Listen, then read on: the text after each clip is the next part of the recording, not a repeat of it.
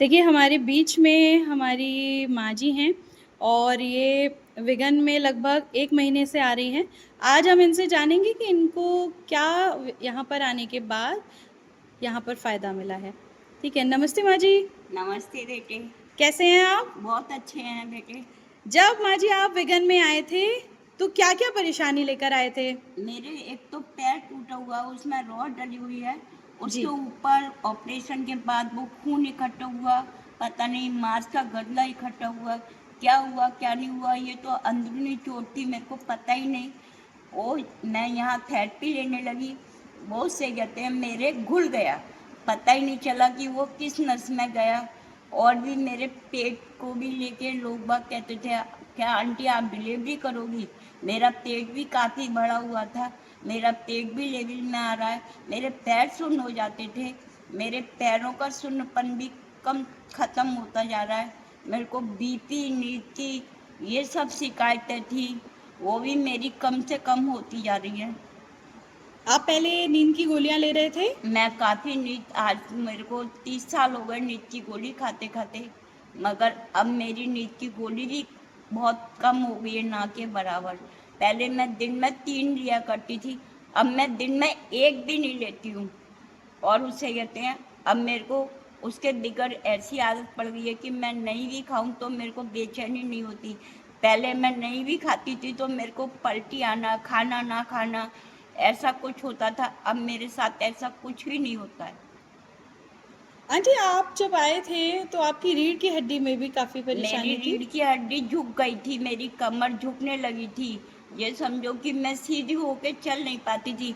आज यूरिया और top and top के द्वारा मैं इतनी हो गई हूँ कि मैं अपने आप से पैदल भी चल सकती हूँ। पहले पैदल चलने में मेरे को एक जने का सहारा लेना पड़ता था, या ये देखती थी रोड पे खड़े होके कि किसी से लिफ्ट मिल जाए तो मैं लिफ्ट ले सकूँ, मगर आज मैं बगैर लिफ्ट के जाती हूँ और बाजार का काम भी करके ले आती हूँ।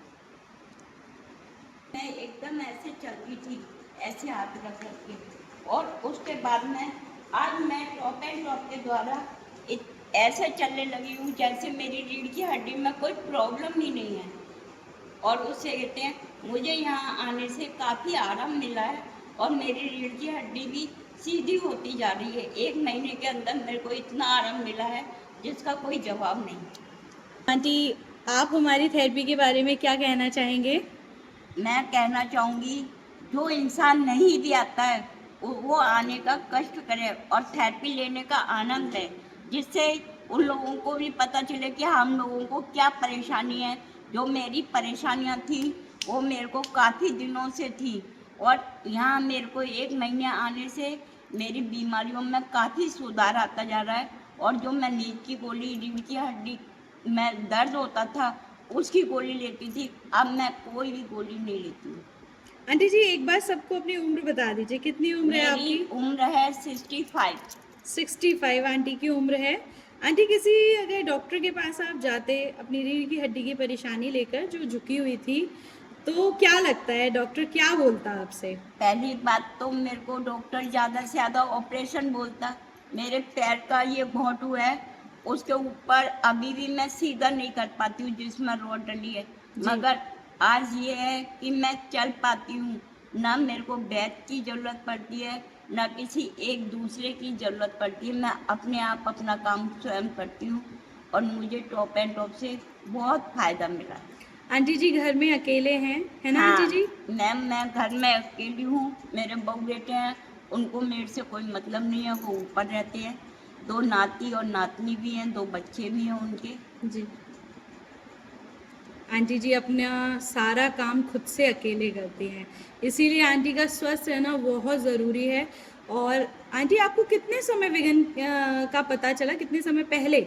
मेरे को विगन का पता तो काफ़ी समय पहले चल गया था, जी। मगर मेरी थोड़ी मजबूरी थी, मेरे पास बेडशीट नहीं थी वाइट कलर की, इसलिए मैं नहीं आ नहीं पाए। आ पाई। जब मेरे पास बेडशीट आ गई तो मैं तुरंत लेने थेरेपी आने लग गई। अब आपको कैसा लग रहा है अब आंटी? मेरे को काफ़ी अच्छा लगता है, और मैं औरों को भी सलाह देती हूँ, आप लोग चलिए मेरे साथ, देखिए वहाँ पे जाके कितना आराम मिलता है। और आंटी की सबसे अच्छी बात है कि आंटी कभी छुट्टी नहीं करते। मैं छुट्टी तो नहीं करती हूँ क्योंकि मेरी नहीं, मैं छुट्टी करूँगी तो मेरी परेशानी वहीं की वहीं रहेगी।